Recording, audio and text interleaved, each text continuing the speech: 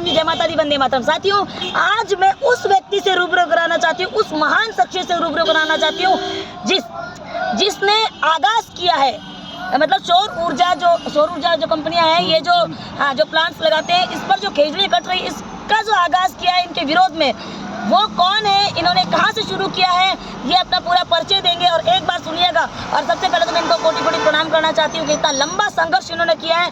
आपको मेरी तरफ से पुनः प्रणाम है। आप सच में एक ऐसा आदर्श है हमारे समाज के लिए। Really sir, we are all proud of you. Sahi Ram ji Vishnu sir, Sahi Ram ji Poonia sir हैं। सर प्लीज परिचय। रामेश्वरी बहन, आपने मेरे को मतलब शब्दों से इतना मतलब वो कर दिया, भावुक कर दिया, मेरे आंखों में आंसू भी भर आए हैं।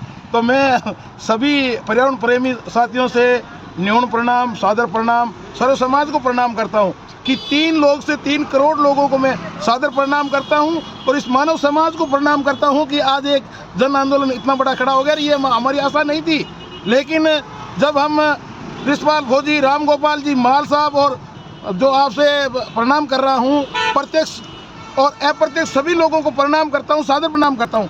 3 लोगों से 3 करोड़ लोगों तक आपने ये इस जन समर्थन को पहुंचा दिया, इसके लिए आपको बहुत बहुत धन्यवाद। साहब, मेरा एक छोटा सा सवाल और है, आप कितने दिन से संघर्ष कर रहे हैं, आपको कितने महीने हो गए वो बताइए।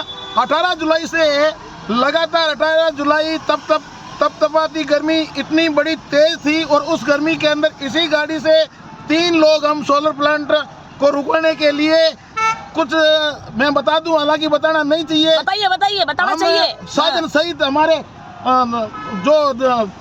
जो अंदरूनी वो भावना थी, उस भावना को लेकर हम गए थे कि हम मरेंगे या मारेंगे जिला कलेक्टर महोदय बीकानेर और एसपी महोदय बीकानेर को कि हम या तो मारेंगे या आज मरेंगे, हम जाएंगे।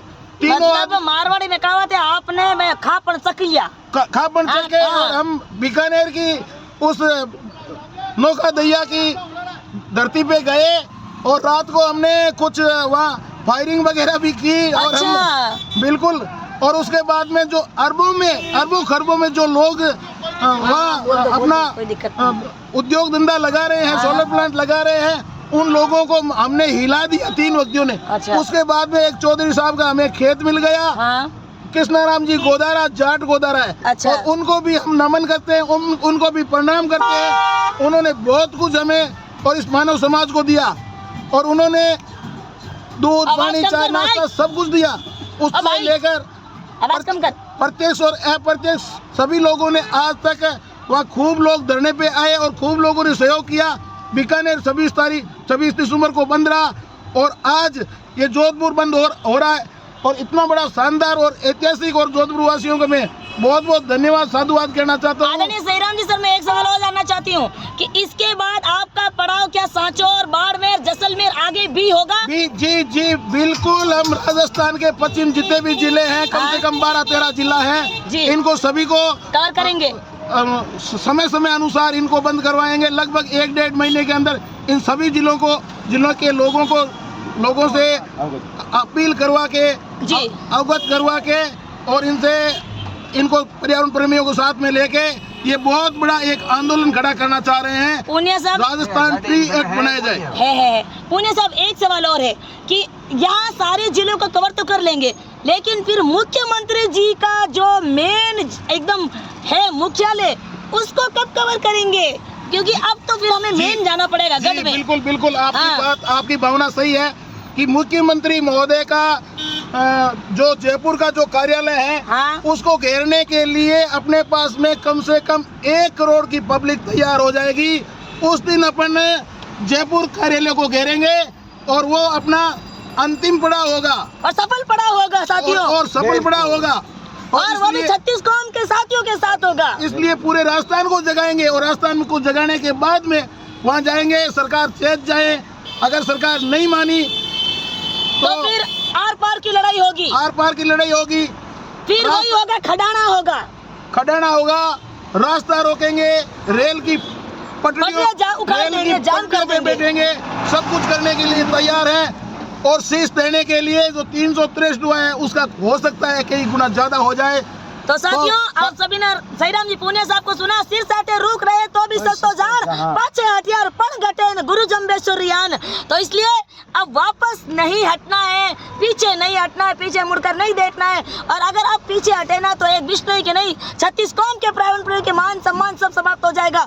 इसलिए आपका परम कर्तव्य बनता है कि सईराम जी पूनिया जैसे संघर्षशील व्यक्ति का साथ दें। एक बार पर्यावरण प्रेमियों से एक मेरी छोटी सी अपील है कि किसी भी सत्ता पक्ष हो या विपक्ष हो, उनके पक्ष में नहीं जाना है।